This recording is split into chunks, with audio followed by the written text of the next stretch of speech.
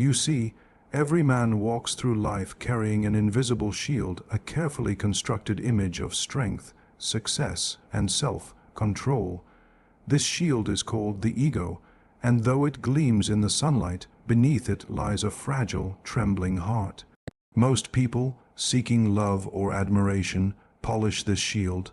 They flatter, they praise, they make the man feel invincible. But what happens when the shield remains untouched? The soul beneath remains asleep. No fire is lit, no longing stirs. Now listen closely. When you with grace, with intelligence, and with deep emotional awareness challenge this shield, something profound occurs. A man's ego may crack, and through those cracks, the deeper self awakens. Imagine this, a single, well-placed truth, spoken without malice, but with undeniable authenticity, can unsettle his certainties. A subtle withdrawal of attention can make him question his worth in your eyes. A refusal to worship the image he presents forces him to seek your validation, to hunger for it. But beware, this is not a game for the heartless. It is not about cruelty. It is about awakening. The man, in confronting his discomfort, begins to obsess not merely with you, but with the mirror you have become. In you, he sees both his wounds and his salvation. A woman who masters this art walks a delicate path. She must offer both the challenge and the balm. When he comes closer, humbled and burning with new desire, she must meet him not with arrogance, but with the warmth of true understanding. For only in this balance between unsettling his ego and soothing his soul does obsession transform into a profound and lasting bond. Every man, regardless of status, power, or maturity, constructs a psychological mask, the ego. It is his armor, forged over years of conditioning, achievement, praise, failure, and fear. This ego is not his true self. It is merely a structure designed to protect the vulnerable parts of him from the world, and often from himself. It operates like a facade, confident, composed, proud, but behind it lies a far more complicated landscape of uncertainty and emotional need. When you interact with a man's ego, you are not interacting with his soul. You are interacting with the image he has built to survive. From early childhood, boys are taught, implicitly or explicitly, that emotions are a threat to masculinity. Sensitivity is weakness. Vulnerability is shame. So the boy learns to bury these things deep within, hiding them under layers of confidence, intellect, humor, or dominance. This layered identity becomes the ego, but because it is not organic, it does not grow from the soul. It remains fragile, constantly requiring validation. It's a castle made of glass, and even the gentlest tremor can send cracks running through it. He may not admit it, but he is always defending this illusion, always protecting it from anything or anyone that might reveal what's underneath. Now, here lies the paradox. While the ego is a man's shield, it is also his prison. It prevents authentic connection, blocks emotional growth, and isolates him from his own inner world. When a woman enters his life and does nothing to challenge this structure, she becomes a comfort, but not a catalyst. She soothes the surface, but never touches the soul. She flatters the mask, but never awakens the man beneath it.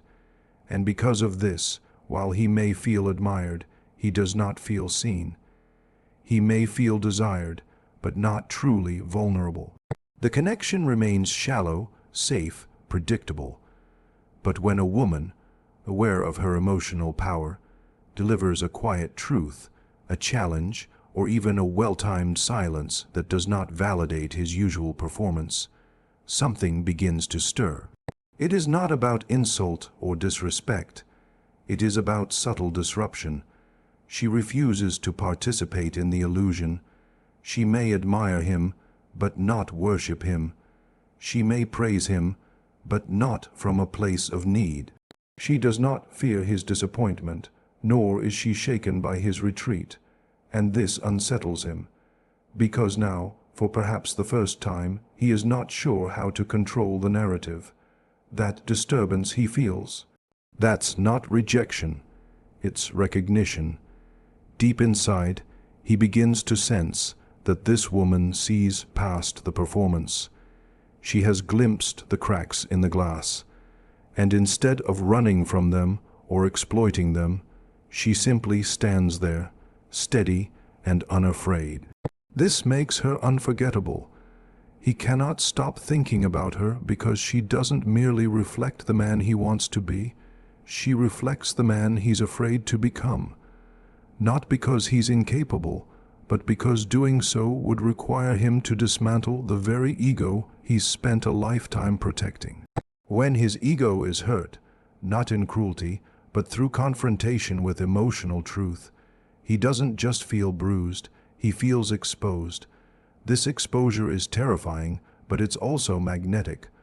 Why? Because, subconsciously, he knows that real transformation begins only after the ego is fractured. And the person who initiates this fracture becomes etched into his psyche. She's not just another admirer. She's the mirror, the storm, the muse. He becomes obsessed not with her appearance or her validation, but with how she made him feel, seen, challenged, destabilized, alive. Men do not fall deeply for women who make them feel safe in their illusions.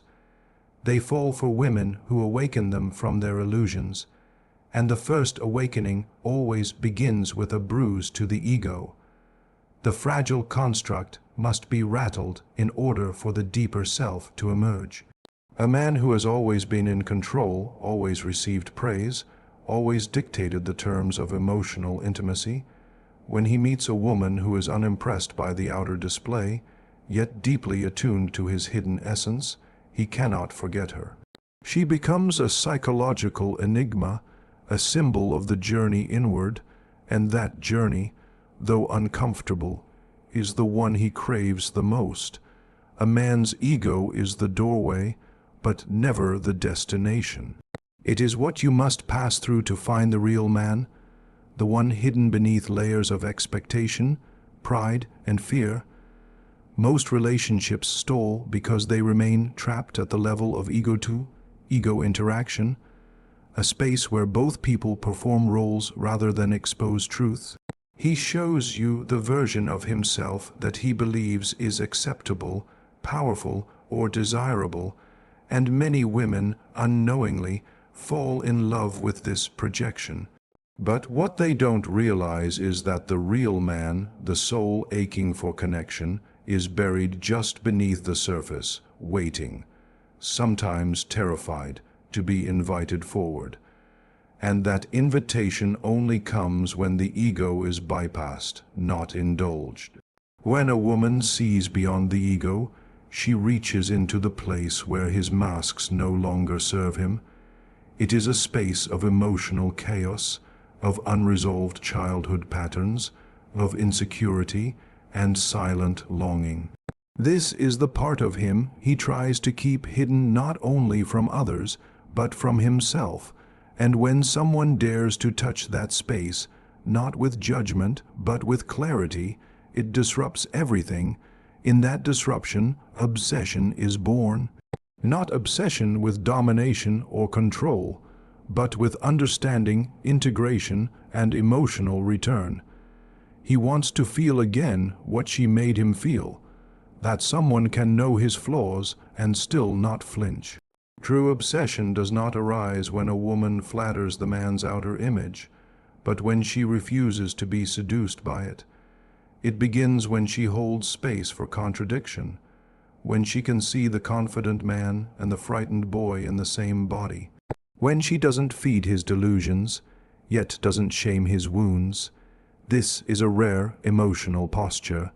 Most people react to ego defensively, either submitting to it or trying to destroy it. But the woman who understands emotional alchemy holds a different kind of power. She neither inflates nor shatters the ego. Instead, she destabilizes it just enough to reveal the man behind the curtain, then offers him a place to stand while he reclaims that part of himself. This is where the deepest connection is formed, not in mutual admiration of each other's best sides, but in mutual acceptance of each other's hidden sides.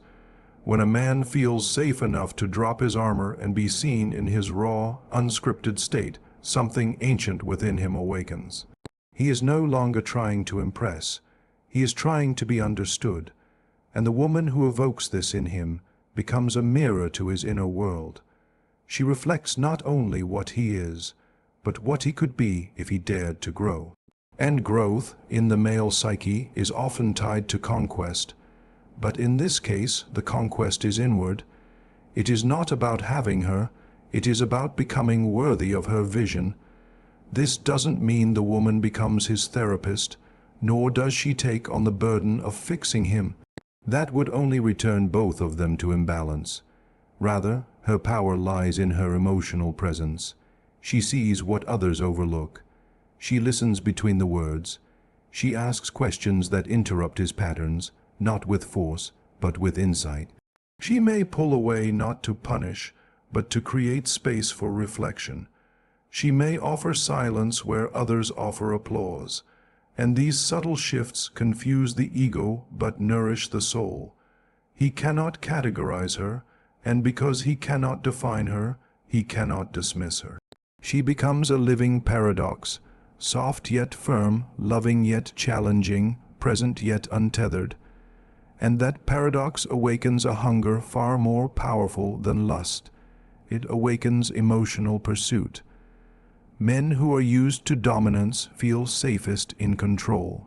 But the man who begins to lose that control, not by manipulation, but by emotional exposure, starts to crave the woman who caused it.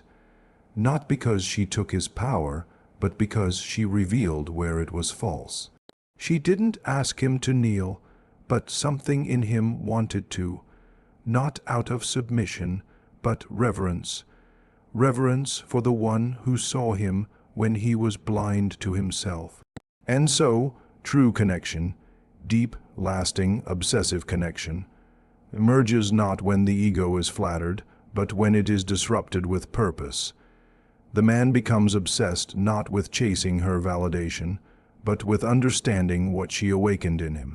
His desire for her is entangled with a desire to become the man who no longer hides behind the mask. And in that desire, he finds both love and transformation. There is a dangerous temptation that arises when one first discovers the fragility of a man's ego, the temptation to manipulate.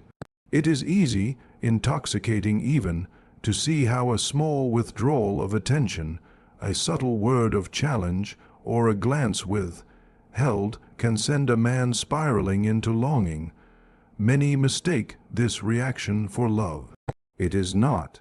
It is egoic obsession, a cycle of validation, seeking that ultimately leaves both parties empty. The true mastery is not in wielding this power to dominate, but in transcending the need to use it at all. Emotional depth, not manipulation, is where real connection and enduring fascination are born. A woman who understands the psychological interplay between ego and soul can create profound experiences for a man, but her power lies in authenticity. She does not perform empathy to gain leverage. She does not feign disinterest to provoke pursuit. She operates from a place of genuine curiosity, genuine presence, and genuine willingness to see and be seen. And this is why she holds such magnetic influence. In a world full of artifice and games, authenticity is disarming. It exposes the emptiness of ego-driven interaction and draws a man into a deeper emotional field, one he cannot access alone. When a man encounters this kind of woman, he is confronted not just with her presence, but with his own absence. Her depth forces him to feel where he is shallow, to question where he is certain, to soften where he is rigid. Manipulation might draw him toward a fleeting thrill, but emotional depth pulls him into transformation. The woman who understands this knows that the goal is not to trap him in obsession, but to invite him into a space where he willingly chooses obsession, not with her alone, but with becoming the man who can meet her there. This is why the path requires great emotional discipline. It is easy to weaponize insight once you know how a man's ego works. It is easy to exploit his hunger for validation or his fear of rejection, but doing so corrupts the energy of the connection. Manipulation breeds resentment beneath the surface.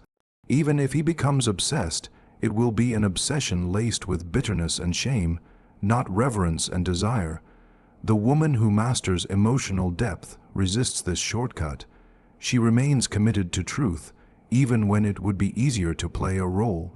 She communicates with precision, not out of calculation, but out of care. When she challenges a man's ego, she does so not to diminish him, but to awaken him. When she pulls away, it is because the energy calls for space, not as a punishment or a tactic. Her presence itself becomes a kind of mirror. When she is fully present, it reflects to the man where he is not. When she is self-contained, it reveals his dependency. When she offers warmth, it shows him where he cannot yet receive it. And through this natural dance, not an engineered script, he finds himself drawn deeper, compelled by the mysterious sense that she holds a key to something he cannot yet name. Men can sense when they are being manipulated, even if they cannot articulate it. The ego may resist at first, but the deeper self always knows, and once that knowing arises, the obsession can sour. It turns defensive, wary, suspicious. But when a man feels that a woman sees him clearly and loves him in truth, not for his image, not for his potential gain, but for his raw, emerging self, he experiences a bond that transcends the ego. This is where true obsession, the kind that leads to devotion, is born. Such a woman becomes unforgettable not because she controlled him, but because she liberated him. She did not use his wounds to bind him. She invited him to heal them in her presence. The obsession she inspires is not frantic or toxic. It is reverent, rooted in the deepest longing of the human heart to be seen, known, and accepted in full. And because so few have the courage and integrity to offer this, her presence becomes a rare and sacred experience. He will chase it, not because he has been manipulated into craving it, but because it speaks to the most authentic part of who he is. Mastering emotional depth requires a constant return to self-awareness.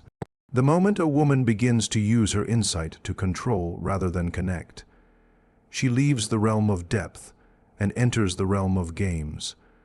The true art lies in holding space for a man to dismantle his own ego without forcing him to do so. She offers invitation, not coercion, presence, not performance, and in doing so, she evokes a level of obsession that manipulation alone could never sustain, an obsession born from soul, not from ego.